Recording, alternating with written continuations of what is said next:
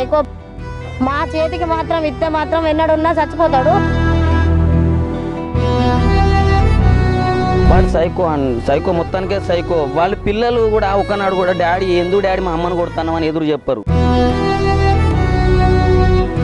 వాడు కడుపులో తంతు అక్కడ పడేది అప్పుడప్పుడు కూడా ఇష్టం వచ్చినట్టు కొట్టేటోడు అనమాట. అట్లా కాదు ఇట్లా నా భర్త అని పోయింది. లాస్ట్కు మాకు అందరికి దూరమై పెద్ద పిల్లగాడు ఇంట్లోనే ఉన్నాడు. లొల్లి అవుతుంటే ఇడిపించుంటే నాకు కూతురు చచ్చిపోయేది కాదు. ఆమెను బాగా రోగల బండతో పలగొట్టి రోగల బండ పలిగేటట్టు కొట్టి చంపిండు. అట్లాంటి భర్త ఇంకొకరికి ఉండకూడదు. వాడు ఉన్నా కావాలి. వాళ్ళు చేసిన నరక యాతను చూసి ఆమె మా కాళ్ళు పక్క బతకాలి. వాళ్ళ అత్త ఎప్పుడైతే వీళ్ళ ఇంటికి అడుగు పెట్టిందో నెల 40 రోజులు అవుతుంది. వచ్చిన కాంచెలు రోజు నరకమేగా, ప్రతిరోజు నరకమే. నమస్తే, welcome to Suman TV Warangal. Warangal Enumamula SR నగర్లో దారుణమైన ఘటన చోటు చేసుకుంది. కుటుంబ కలహాల నేపథ్యంలో రాజు అనే ఒక ఆటో డ్రైవర్ తన భార్య అనితపై రోకల్ బండతో దాడి చేశాడు. నిన్నటి రోజున సోమవారం ఈ ఘటన అయితే చోటు చేసుకుంది. మరి ఆ ఘటనలో తీవ్రంగా గాయపడ్డ అనితను ఎంజెం ఆసుపత్రికి తరలించడం జరిగింది. రోకల్ బండతో తల మీద కొట్టడం వల్ల రోకల్ బండ విరిగినట్లయితే మనకి కనిపిస్తుంది. తీవ్రంగా రక్తస్రావంలో ఉన్న అనితని వాళ్ళ హాస్పిటల్కి అయితే తీసుకురావడం జరిగింది. మరి ఎంజెం ఆసుపత్రిలో వైద్యం అందిస్తున్నప్పటికీ చికిత్స పొందుతూ అనిత మృతి చెందడం జరిగింది. మరి ప్రస్తుతం అయితే మనం ఎంజెం హాస్పిటల్ దగ్గర ఉన్న మార్చరీ దగ్గర అయితే ఉన్నాం. మరి ప్రస్తుతం అయితే ఇక్కడ వాళ్ళ కుటుంబ సభ్యులు అయితే మనతో ఉన్నారు. మరి జరిగిన ఘటన గురించి ఒకసారి కుటుంబీకులతో మాట్లాడి ఘటన గురించి అడిగి తెలుసుకునే ప్రయత్నం చేద్దాం రండి. మరి అమ్మాయిని చూస్తూనే అయితే చాలా అమాయకురాలని, తన పని తను చేసుకుంటూ తనే కూలినాలి చేస్తుందని తెలుసు. మరి ఆ వ్యక్తి ఎలాంటి వ్యక్తి? వాళ్ళ భర్త సైకోగాడు. వాడు పిల్లలను కొట్టేది, ఆమెను కొట్టేది, ఎటన్నా బంధువులకు పోయినా ఎటు పోయినా ఊరపోయేది, చూడకపోయేది. ఆమెను బాగా చిత్రహింసలు పెట్టిండు, బాగా చిత్రహింసలు పెట్టేది. తనను మొన్న వాళ్ళ బాబాయ్ చనిపోయాడని పోయి వచ్చిన అర్ధ గంటకే ఆమె ప్రాణాలు తీసేసిండు. వాడు పెద్ద సైకో. మా చేతికి మాత్రం ఇస్తే మాత్రం ఎన్నడున్నా చచ్చిపోతాడు. కానీ ప్రభుత్వాన్ని ఏమి కోరుతామంటే అట్లాంటి అమ్మాయికి ఇంకోళ్ళకు జరగద్దని కోరుతున్నాం. మా తల్లిదండ్రులు లేరు, ఒకదే చెల్లె, కానీ కుటుంబాల నుండి దూరం చేసిండు. బాబాయ్ చనిపోయిండని పోయింది. మరి ఇట్లాంటి వాడానికి కూడా వచ్చింది. వానికి ఇది షుగర్ అనేది ఉంది. ప్రతిరోజు కూడా వానికి అన్ని చేసి సేవలు చేసి లాస్ట్కు ప్రాణం తన తీసుకుంది. వాళ్ళ అన్నయ్య వాళ్ళ ఇంట్లో నెల ఉన్నది. ఎన్నడున్నా చంపుతానన్నాడు, లాస్ట్కు చంపేసిండు. మరి అంతకుముందు గొడవలు జరిగి తనని కొట్టినప్పుడు అంటే మీరు ఎవరైనా వార్నింగ్ ఇవ్వలేదు? అడిగినా కూడా వాళ్ళతో మాట్లాడి చేసి ఎవరున్నారు అది అంటే ఆమె నచ్చ చెప్పేది, ఏమనద్దు చేయొద్దు, అట్లా కాదు ఇట్లా నా భర్త అని పోయింది. లాస్ట్కు మాకు అందరికి దూరమై కావాలనే వాడు ప్లాన్ వేసుకొని పక్కా వీళ్ళు ఓటాయిలు ఉన్నారు, ఎవ్వడు లేడు అన్న ఉద్దేశంతో ఆమెను బాగా రోగల బండతో పలగొట్టి రోగల బండ పలిగేటట్టు కొట్టి చంపిండు. రోగల బండ 2 అక్కలైంది. రోకల్ బండ 2 అక్కలైంది. రోకల్ బండ కూడా 2 అక్కలైంది. కావాలనే చేసి కొట్టిండు. అట్లాంటి భర్త ఇంకొకరికి ఉండకూడదు. వాడు ఉన్నా చావాలి. వాళ్ళ బాబాయ్ ఇట్లా చనిపోయిన అనితకి మీరు ఏమవుతారు? బాబాయ్ అండి, మా అన్న కూతురు. నిన్న రాత్రి ఏం జరిగింది? నిన్న రాత్రి 7 o'clock మధ్యలో మా తమ్ముడు ఒక 5 రోజుల క్రితం చనిపోతే అక్కడికి 5 వద్దులు అని చెప్పి వచ్చింది. వచ్చినప్పుడు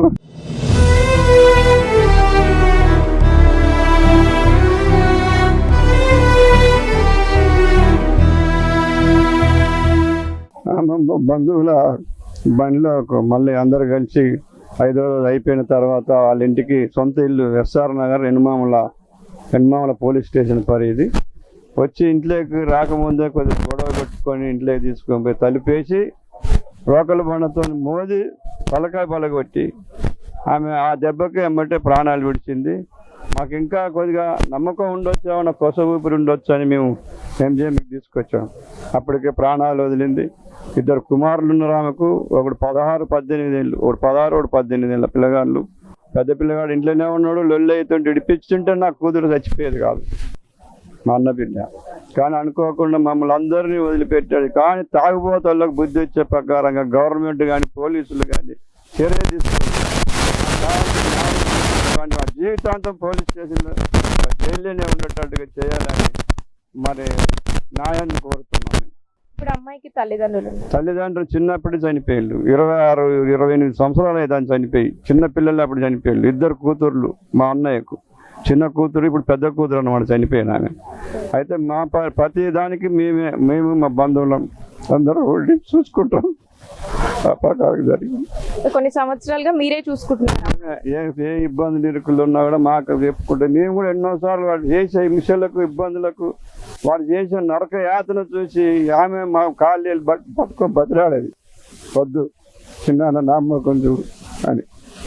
అట్లా మేము ఓపిక పెట్టి ఇన్ని సంవత్సరాలు నరక యాతన అనుభవించింది బిడ్డ. ఏం అననివ్వకపోయేదా భర్తని? ఏమని అయిపోదు. ఏమన్నా అంటే ఇప్పుడు ఏమనుకుంటారు, భార్య భర్తలు కోపం మీద ఏమనుకున్నా కూడా 4 రోజులు మా పెద్ద కొడుకు ఇంటికాడంటే వచ్చి కాళ్ళేళ్ళు మొక్కితే నా కుమారులు తీసుకుపోయి మళ్ళా కలిపిండ్లు మా కొడుకులు బతిలాడి పోనీ చిన్న పోనీ అన్నలని అంటే లాస్ట్కి మాకు కరువు చేసిండు వాడు. కానీ తాగుబోతు తిరిగిపోతూ వాడికి కావాల్సిన కఠిన కారాగారం విధించాలని మేము కోరుతున్నాం. అంటే మీరే తనకి దగ్గరుండి పెళ్లి చేయించారా? మేమే పెళ్లి చేయించాం. ఎన్ని సంవత్సరాల క్రితం జరిగింది? ఒక 22 సంవత్సరాలు కావచ్చు. 2 పిల్లలు. అంటే అంత ముందు ఇలాంటి గొడవలు జరిగేది? అంటే కొట్టేవాడా? జస్ట్ చిన్నపాటి గొడవలు అయ్యేవి? చిన్న గొడవలు అయినా కొట్టేవాడు, కడుపులో తంత అక్కడ పడేది. అప్పుడప్పుడు కూడా ఇష్టం వచ్చినట్టు కొట్టేటోడు అనమాట. మాకు చెప్పుకోలేదు, ఎందుకంటే భర్త కదా, మా వాళ్ళు ఏం చూస్తారు అనే బాధ. కేవలం ఇద్దరే ఉంటారా? అత్త మామలు ఎవరు ఉండరా వాళ్ళతో? వాళ్ళ అత్త మొడ్లకొండ వాళ్ళ గ్రామం, ఈ మన ఎనుమామల దగ్గర ఎస్ఆర్ నగర్ ఉన్నది కదా, ఆడ డబుల్ బెడ్రూమ్ కేసీఆర్ బాబుతో వాళ్ళకి వచ్చింది కాబట్టి అందులో ఉండి కూలినాళ్ళకి పోయి సాత్తదు అన్ని. కూలినాళ్ళే ఏం లేదు. వానికి డీసీఎం ఒకటి ఉండి డ్రైవర్గా ఉంటే ఒకటి ఓన్గా అప్పు ఇప్పించి ఒక వెహికల్ కూడా ఇప్పించినాం, అది కూడా అమ్ముకున్నాడు. ఏం లేదు. ఇప్పుడు కొడుకు ఆటో తోలితేనే వాడికి కూడు. నా బిడ్డ తీసుకుపోయి కూలి పెట్టి కూలినాళ్ళు తీసుకొచ్చి ఇస్తేనే వాడికి కూడు. అసమంటోళ్ళం బెదిరించుకుంటా ఇంట్లో పెద్ద ఆంబోధ లేకుండా వాళ్ళని ఈ విధంగా ప్రాణాలు తీసిండు. మాకు సరైన న్యాయం జరగాలని ఇప్పుడు ప్రభుత్వాన్ని కోరుతున్నాం, పోలీస్ శాఖను కోరుతున్నాం, అందరిని కోరుతున్నాం. ఆ విధంగా మీరు ఇంటి పక్కన ఉంటున్న వాళ్ళు, అనిత వారి ఇంటి పక్కన ఉండేది. సో నిన్న రాత్రి ఏం జరిగింది? వాళ్ళు ఏదో 5 వద్దులకి ఎటో పోయి వచ్చిందట. ఆ అక్క పోయి వచ్చిందట. ఇంటికి రాగానే లొల్లి స్టార్ట్ అయిందట. 5:30కి వచ్చింది. లొల్లి స్టార్ట్ అవుతూనే ఇక బయటికి వెళ్ళిందట ఆమె. లొల్లి అవుతుంది కానీ బయటకు వస్తే పెద్ద కొడుకు వచ్చి ఎందుకమ్మా బయట ఇంట్లోకి రా అని ఇంట్లోకి వెళ్ళిపోయిందట. వాళ్ళ అత్త ఉంటుంది ఒక ఆమెకు చెయ్యిరి ఇక్కడికి వచ్చింది. ఎప్పుడైతే ఆ ముసలామె ఇక్కడికి వచ్చిందో ఆ రోజు నుండి టార్చర్ ఘోరంగా ఉన్నది ఆమెకు. వాళ్ళ అత్త ఎప్పుడైతే వీళ్ళ ఇంటికి అడుగు పెట్టిందో 40 రోజులు అవుతుంది.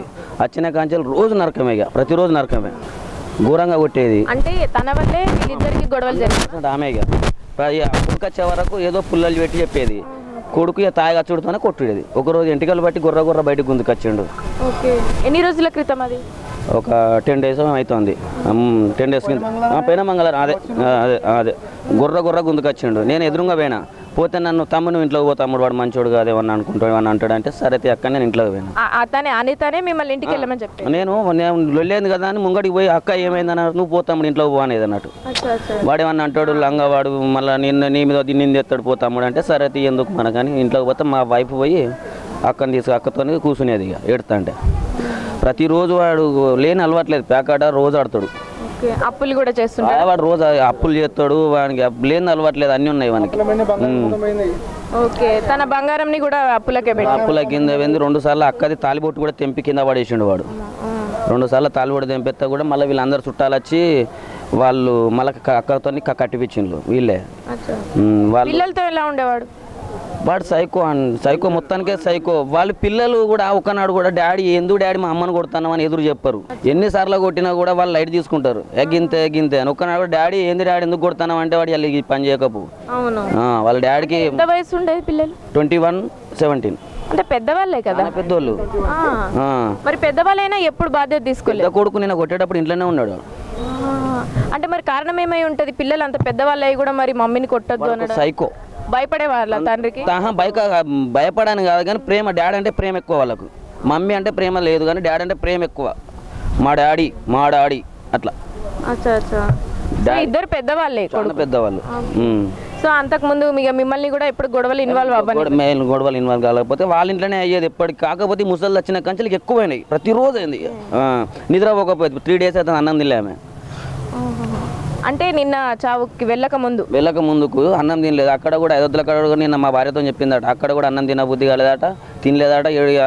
ఆడ ఉండమన్నారట వాళ్ళు. ఉండమంటే ఉండకుండా వచ్చిందట, లొల్లి ఎత్తాడు మళ్ళీ కొడతాడు అని భయపడి వచ్చిందట. అంటే మానసికంగా తన కృంగే ఉంది నిన్నటికి నెల కుంగే ఉన్నది.